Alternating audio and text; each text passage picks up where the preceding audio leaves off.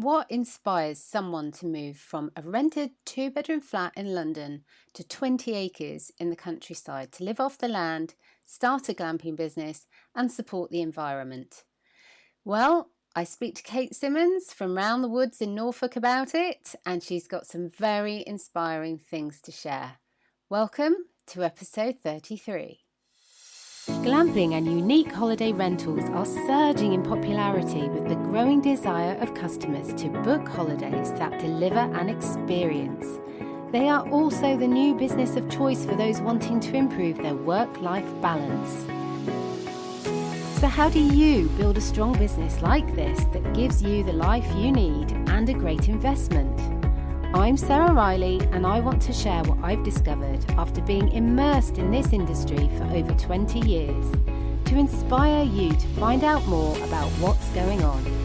Welcome, this is the business of glamping and unique holiday rentals.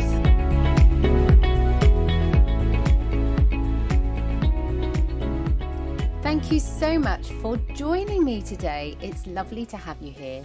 I've got a bit of a treat for you today. I've got Kate here, who I had a conversation with in the Facebook group that I lead, which is a place for new businesses to come together to talk about everything that they need to talk about on a daily basis, things that are helping them, things that are hindering them, things that might be getting them down, like guest behaviour, or things that are really inspiring them and making them happy. They all come together and talk about it in my community group. It's one of the largest ones in the glamping business, and I'm so excited that it's there for everyone to help them.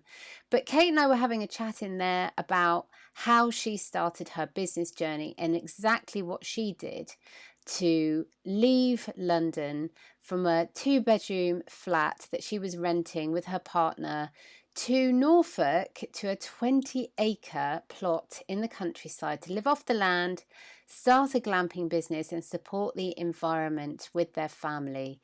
And it's really inspiring. So this is a little bit different from normal because this is an interview, a conversation that took place in my glamping business group on Facebook. And I decided I wanted to share it here on the podcast because it was really lovely, really inspiring. Now, I think if any of you are kind of playing with the idea, toying with the idea of maybe this is something I could do, maybe I could leave my office job, maybe I could leave the city, maybe I could do any of those things to actually start a new life, to start a new challenge, I thought you'd really enjoy this one. So rather than having it within the group, then I thought I'd bring it over here to the podcast and share it. But you know what? You are more than welcome to join the group as well. So do feel free to do that. If you want to, you can go over to inspiredcourses.com/Facebook, and that will take you straight into the Facebook group, and you can request to become a member there. But, I hope you enjoy the interview, and please reach out and leave a review to say thank you to Kate for inspiring us here with what she's done to change her life for her and her family. I hope you enjoy it. I can't believe, really, that we've been in touch in one way or another since 2014. Where does the time go? I know, it's crazy. It was before we even bought this property when I first bought your business guide. And yeah, it's just been a journey. 4 years. So back then you were in London, and so yeah. Tell us what's happened since then in, a snapshot. So we were in London, in South London, and at that time we had a baby who was just a few months old, and we were looking to get out of London and move to the countryside and try and rebalance things, find a way of spending time with our family and live off the land as much as possible. So yeah, that was kind of a way of combining different career interests we'd had already and our passion for the environment, and just finding a way of getting it all together and spending more time and moving back to Norfolk as well, because me and Seb, my partner, met in Norfolk when we were 16 at boarding school.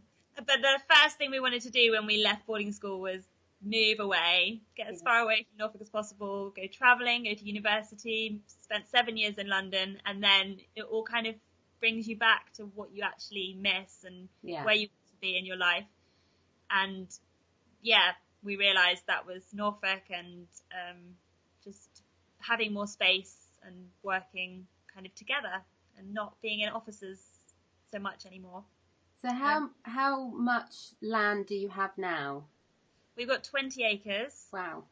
So we've got a house on the property, and then there's a meadow with the yurts in, and there's 7 acres of woodland, and then another meadow that we've just planted 400 trees in this winter to try and bring it back into woodland. So we went from a rented 2-bedroom flat with a tiny garden to having a lot of land and trying to figure out how to manage all of that. So what was the aha moment really that kind of made you want to do that whole move from the city life to the glamping life and being on the land? What was that? Was there a defining moment? Did you sit at your desk one day and just go, no, I can't cope with this anymore? I think it was an organic process. My first degree and career was in tourism, but that was kind of office-based tourism. And then I hated how environmentally unfriendly that was. So then I did a master's in environmental management and moved into wildlife charity and environmental kind of sustainability. But we had this dream of living on the land, and ultimately our dream was to live off the land and not have an income or much of an income, and try and figure out how that would work. Yeah. And then reality kind of hit when we had children and we needed to bring in some money, and just combining kind of our our love of eco-friendly living with the tourism side of things. Glamping was just seemed perfect. It was the ideal combination, really. And I think that's why people love it as well. They don't feel guilty about their luxury holiday, but they can get that experience that they're really looking for. They don't have to travel far, and they can just relax and enjoy that. Absolutely. Yeah. So then, no regrets then? No regrets. Definitely challenges, but no regrets. Yeah. But the challenges, they keep you on your toes, and they make you feel alive, and all of that kind of thing, doesn't it? So tell us about your glamping business kind of philosophy. What's your philosophy underneath it all? So I mentioned the eco side. That was really key. And before we even opened, we actually got a gold award from Green Tourism, because we integrated that into the business from the very kind of planning stage. We wanted it to be really low impact, so that if the business had to close for any reason, things could all be taken away, and there just really wouldn't be anything left, any footprint of the business on the land. And then luxury, I think that was it. Having such a small baby, we actually went and stayed in a yurt when he was 3 months old, and it was Easter, and it was freezing, and he was teething, and we knew how important it was that you could be warm, you could get a good night's sleep, you'd be really comfortable, and that became really key, because there are different scales of glamping, and different people look for different things in that experience, but that was something we really wanted to provide. And also living on site, when we were looking for properties, we really wanted to be able to be there and be accessible by our guests, or for our guests. So when our guests arrive, we meet everybody, we take them down, we carry their luggage in the wheelbarrows down to the yurts, we talk to them, we kind of make them feel really welcome and relaxed. But that then means that throughout their stay, they can just wave to us if they see us, or just come and ask any questions for advice, or just have a chat about what we've done here, or anything really. So through that, we feel like we've made friends and we've connected with people, but we've also made people relax and feel really welcome into their holiday. Because I think there could be a balance if having us living on site, they could feel like they're in our back garden and they're imposing on us by being here, and they can't just roam the meadow free and kind of play on the tree swing and just take over, which is what we want them to do. we want them to just use the space as if it's their own. And I think making that, so yeah, that's another, they're kind of the three key things really, making people feel really welcome, and that's been kind of our philosophy. Yeah. Do you think that what you're doing and what you're offering, do you think it really helps bring people closer to nature and loving nature? And if we love something enough, then we're obviously going to protect it, and our kids and our future generations are going to protect it. Do you think that your business helps to achieve that? I really hope so. It looks like it from the guests that we've had over the last 4 years. You see the children just love running through the meadow, and then you just see them squatting down all the time and like looking, and when you go and ask them what they were doing, they're just catching little grasshoppers and just studying them, and just these small little creatures that they'd normally just kind of walk through and walk past and wouldn't really observe. They're just there, just studying and loving, kind of spotting. And this year was the first year we really, I think because I don't know, we've missed the timing of the frog spawn basically every year. If we don't go down to the big pond at the right time, we just miss it. And this year we knew when it was, and so we told all the guests that were coming for the next 2 weeks to go down there, and they just loved finding the tadpoles with the nets and just investigating those things. And a lot of our guests, because we're only 2 hours from London, come from London, don't have gardens or big gardens, if that. And so, yeah, you don't feel like you can really relax into a space if you go into a park. It's great having these green spaces available, Yeah. but they're not your own for a weekend. And you don't have your fishing net to go and dig in the pond, and you don't kind of just sit in the meadow and while your parents are on the hammock relaxing. You're kind of not able to just run free in that way. There's always too many people, or somewhere else to go. You don't just have a whole weekend just to be. Yeah. So I think it's great for children and families and couples. Everybody just loves having that space. Yeah, yeah. I saw on your Instagram page, I saw the pond full of frog spawn. It just looked like frog spawn soup. So I was just riding around, and yeah. Amazing the things you get to see. So you are based near the lakes and rivers in Norfolk. So tell us a little bit about that area and why it's so special. Yeah, so there's the River Wensum, which runs quite close to where we are, which is a big river in Norfolk. I actually go kayaking on it on a Wednesday night, and it's lovely. Nice. Yeah.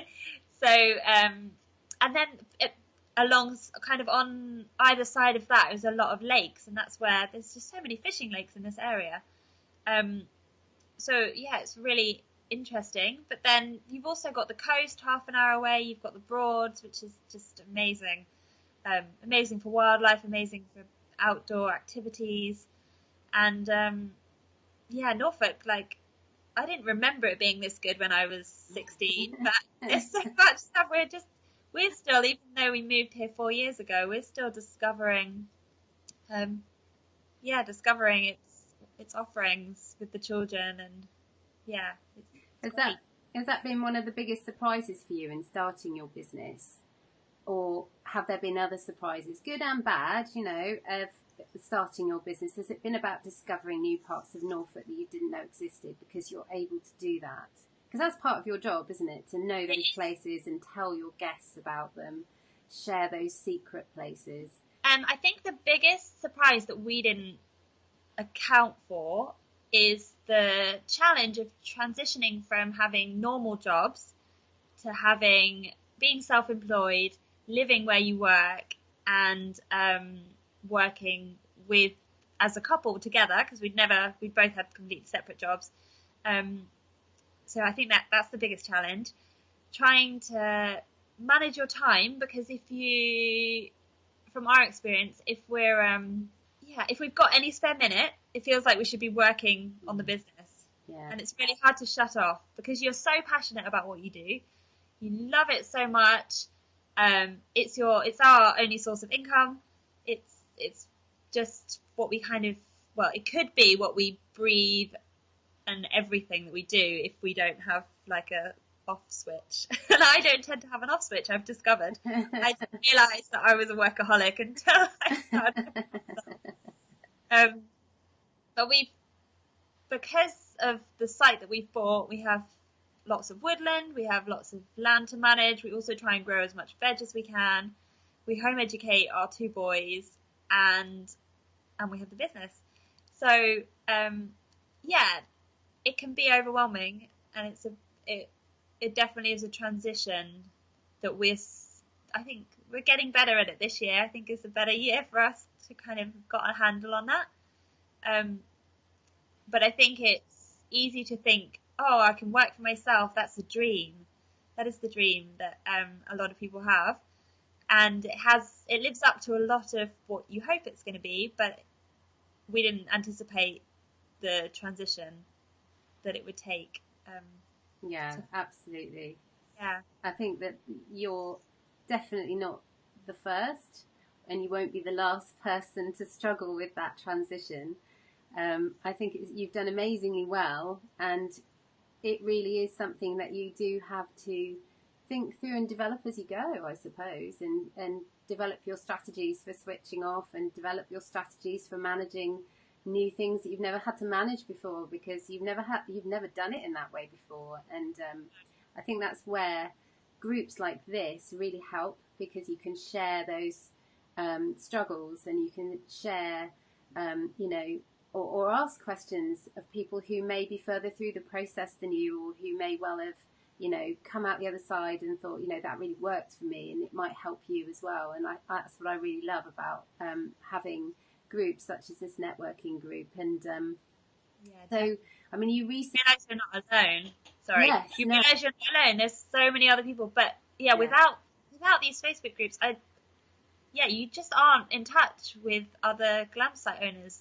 Even if there's people that are local to you, they are competition, and it's hard to get that balance. Whereas on these forums, you've got access to people across the world, and so you've got access to more people that are likely to be experiencing what you're experiencing, or who have learned from that already. Absolutely. Yeah, absolutely.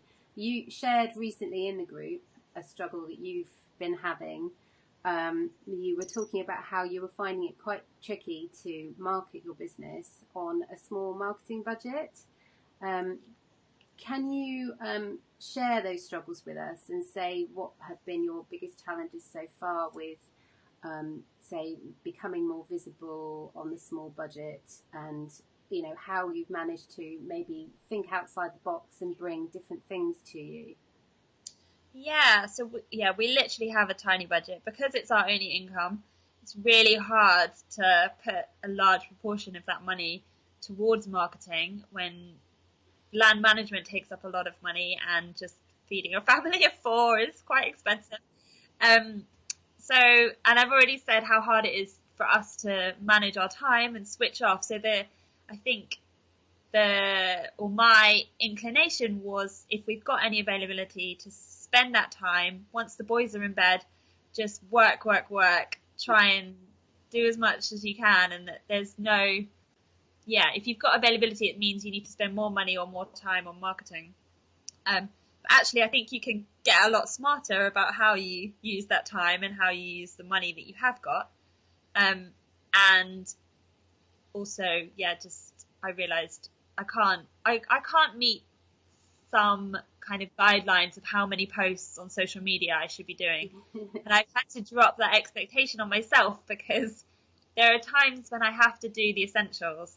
And the essentials are doing changeovers, doing the laundry, keeping the land and the site looking good for the guests that are coming, and just doing the basic admin that needs to happen. And then any other time that I get is kind of where the marketing has to fit in.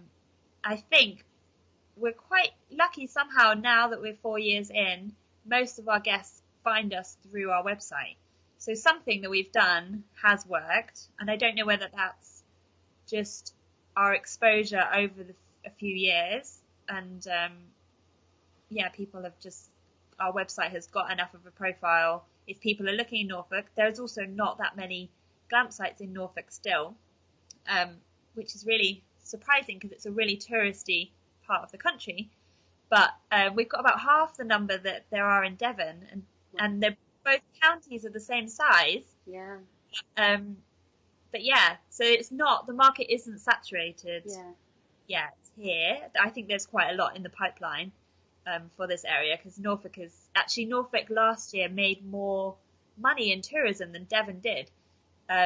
It's just there's not many glamp sites yet. Yeah, so that's fabulous. Yeah. So yeah, those few of us that were there at the beginning is really good. So maybe that's another reason that we're being found. But yeah, I just try and be realistic on my expectations on what I can do with a tiny budget, and balance all those. It is all about balance. There's no doubt about it. It is all about balance, and it is also about help automating a lot of what you do. That's something that I deal with in my courses, but we're not here to talk about that. We are here to talk about you. And one thing I wanted to talk about was about you recently had a huge win in terms of your marketing. And so can you share with the group about that and how that happened? Yeah, so we did. So we got a phone call in September from a lady from a production company who wanted to film a fishing program in the area, and they wanted to stay in our yurts. And they did a couple of recce trips to come and have a look, and they decided that they did want to stay. It was a stay in October, so it was actually a week after we closed the business for the year. So we obviously left the yurts up for them rather than took them down. And it was all very secretive. We weren't allowed to know who it was or anything, and they wanted to meet us on camera, and they wanted us to meet the comedians on camera and do a meet and greet outside the yurts, and we weren't allowed to know who it was even until the point where they came and we put our hand out to shake. Wow. Yeah, which was a bit bizarre because I'm sure it made the moment even more awkward than it would have been. But yeah, so basically they were looking for quirky accommodation, and they came across our yurts just through our website, just Googling yurts or glamping in Norfolk.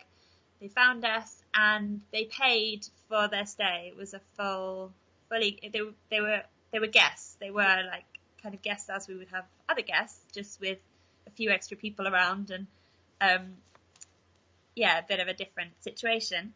So it was for a BBC Two programme, and it was just two comedians going fishing, and they were going to different places around the country. And so this one episode was going to be about Norfolk and their childhood links, or their childhood memories of camping and kind of those things. Is it a documentary style, or is it a fictional style, or do you know how it's going to run? Or it's more of a documentary. It's kind of their experiences of fishing and travels around the country. So it's Mortimer and Whitehouse, Bob Mortimer and Paul Whitehouse, and they've both suffered from heart problems. Oh. So the idea, Bob Mortimer has had a triple heart bypass. Wow. And Paul suggested that he should take up fishing. So to try and relax himself and recover from his surgery. Okay. So he agreed to take up fishing for the TV program, and Paul was in charge of the fishing. That was his expertise, and Bob Mortimer was in charge of finding somewhere fun to stay, and then cooking a heart healthy meal. So they cooked when they stayed with us. They cooked around the campfire, chose our yurts, which we were really happy about. Absolutely. Were you in it, or were you just there watching it happen? Well, luckily they cut our awkward meet and greet out. Really happy to say. The reason they gave is because they couldn't arrange meet and greets with all of the other episode accommodation hosts. But it was probably just that it was just really awkward.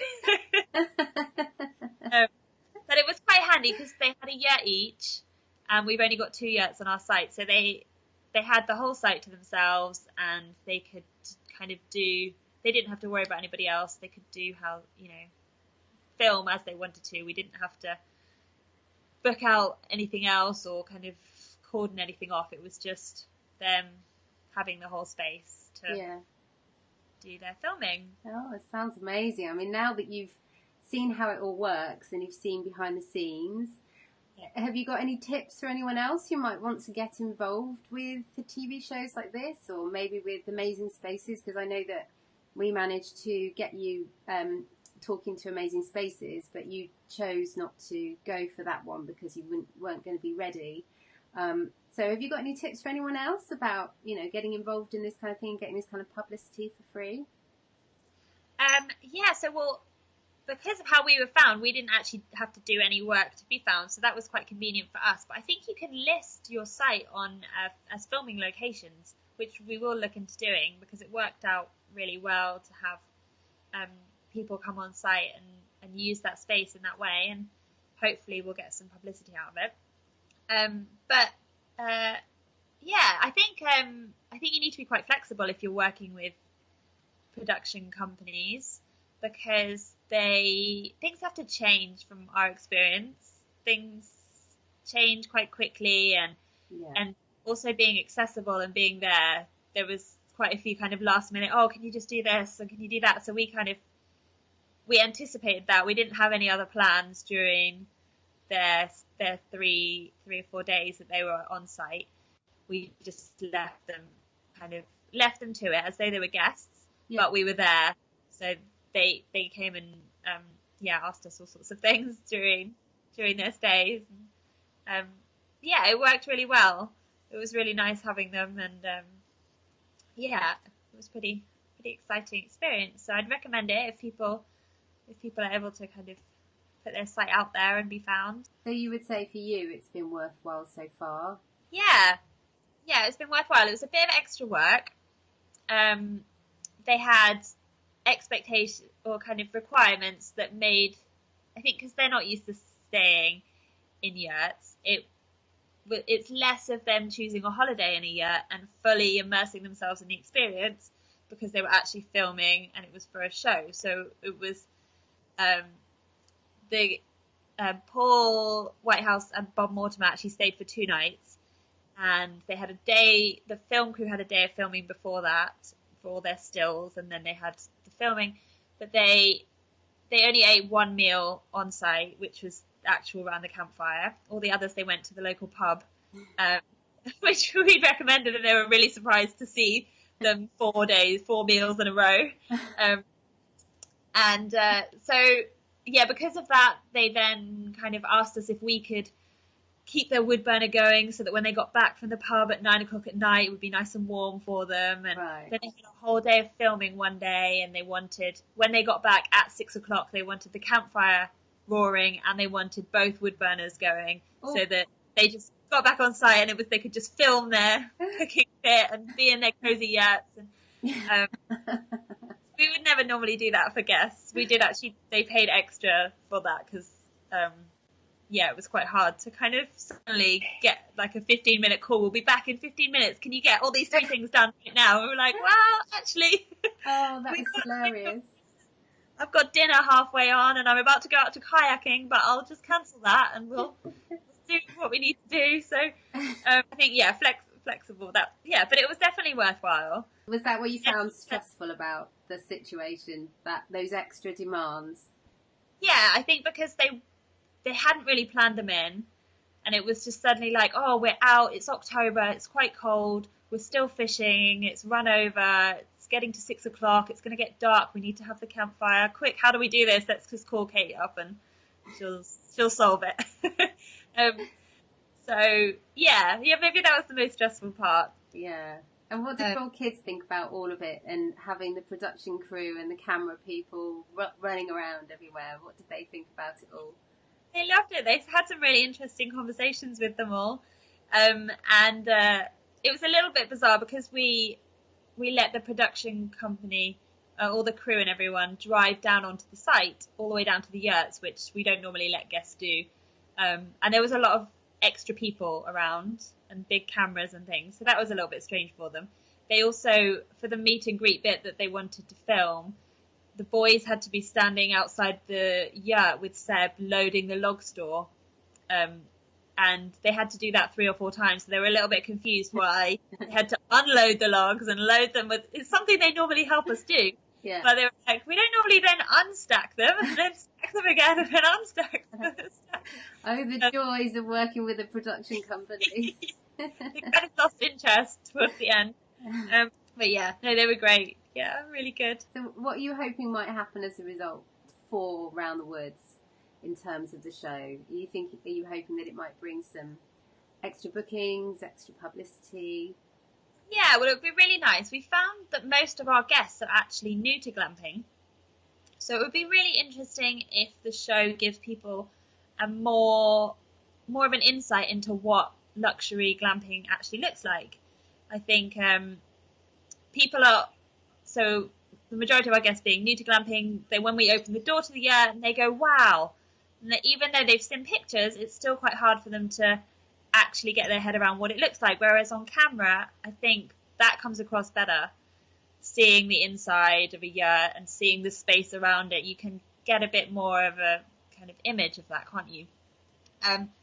So yeah, hopefully it will get us a bit of publicity. Obviously that would be lovely. And also if it gives people a better idea of what luxury glamping looks like and the amazing space that you get in a yurt, which we just absolutely love, and we hope more and more people kind of will enjoy seeing that. Also, glamping in Norfolk, if we can kind of build that up and get more and more people coming this way for glamping, that would be really good. Because actually when just this year we've been listing with Visit Norfolk, which is the kind of tourist board for this area.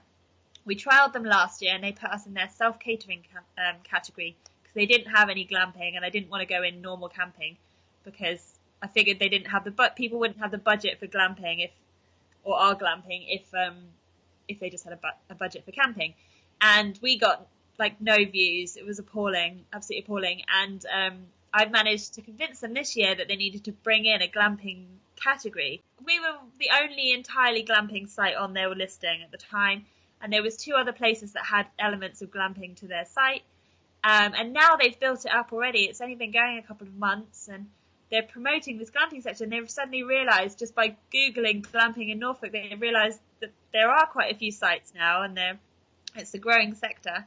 So it would be nice to kind of bring more people into awareness of coming here, and if we can get any interest from fishing people, that would be nice to see if fishermen want a luxury holiday.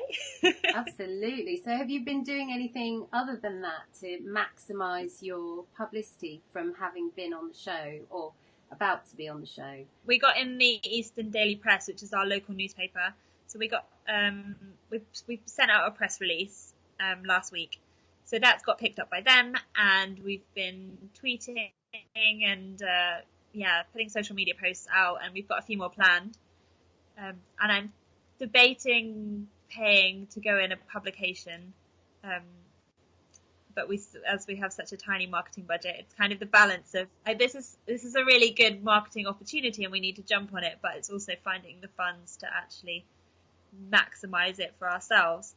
When is the Mortimer and Whitehouse show starting so that we can see you on telly? Yeah, so it's on this Wednesday, which is the 20th, and we are in episode 1. It's at 10 p.m. on BBC Two. It's called Mortimer and Whitehouse Gone Fishing. So yeah, hopefully it'll be on catch up, and it might be replayed on Sunday evening as well, a bit earlier.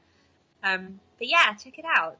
I can't wait to see you on there, Kate. I wish you luck with everything as it happens, and I hope it opens lots of doors for you and getting lots of publicity for your business. And yeah, do please give Kate a thumbs up and a heart, and go and check out her website, which is www.roundthewoods.co.uk, and go and see what they've got to offer over there. Well, I hope you found that as inspiring as I did. Of course, thanks to Kate for sharing her views and her journey and everything else that she's done over the years to launch her business and just make it really successful in Norfolk. Of course, please go and check out their site. It's Round the Woods in Norfolk, UK. They are always there taking bookings and welcoming new guests. They'd love you to go and stay. And if you want to go and check out the Facebook group again where this interview originally came from, then you'd be welcome to join in with the member discussions over there. So you can go to inspiredcourses.com/Facebook. And as always, I'm offering lots of free tools, advice and guidance. If you want to start your own glamping business and dive into the beginning of your new journey, your new life, then you can go and check out the tools that I offer over on inspiredcourses.com/tools. So I hope you come and hang out with me here again. I've got lots of amazing people coming to be interviewed on the podcast. I'm so excited to share this with you. And I'm even more excited to share with you some of the structures that are coming out onto the market. I simply cannot hold back my excitement. So be sure to join me again where I'm going to share it all with you. It's super exciting time in this industry. Take care. See you again soon.